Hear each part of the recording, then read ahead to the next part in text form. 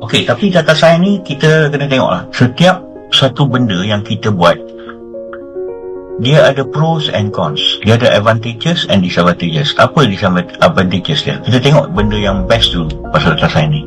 Sekarang ni is in demand. You nak minta kerja mana-mana pun senang, kan? Tapi you kena master dulu some area of data science supaya you boleh minta kerja kat situ. Gaji dia pun tinggi. Kalau let's say orang yang ada experience dalam 3 tahun hingga 5 tahun, gaji dia adalah higher than other industri yang sama number of experience. Okey, untuk you berkecimpung dalam data science ni tak susah. Sebab you pun dah berkecimpung dah, sebab you dah ambil course ni. So you dah masuk dalam data science ni. So you tengok betul-betul. You tanya diri you berminat tak dalam bidang ni. So you have to have that interest in mind.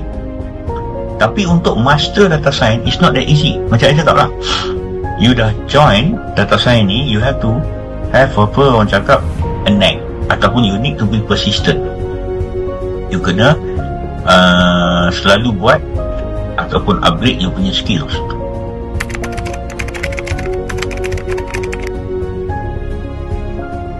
Sebelum kita belajar data science, kita kena faham data science ni ada prerequisite dia.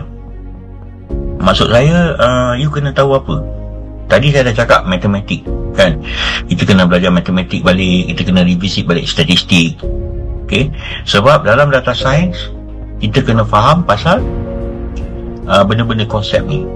Apa itu descriptive statistik? Apa itu inferential statistik?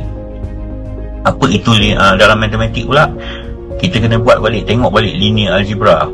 Then you kena belajar, you kena calculate calculus juga. The next thing you kena tahu is programming. And programming ni, kalau you malas nak buat coding, benda yang paling senang you pakai Excel.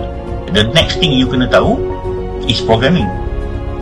And programming ni, kalau you malas nak buat coding, benda yang paling senang you pakai Excel. Tapi Excel ni dia ada kelemahan dia juga. Kalau data tu terlalu besar, dan Excel tu dia boleh macam jadi hanging lah. That's why you kena gunakan programming. Sebab programming tu dia tak kira berapa besar data tu pun you akan boleh perform. That's why you kena belajar the top 2 languages yang paling popular dalam data science, which is Python and R.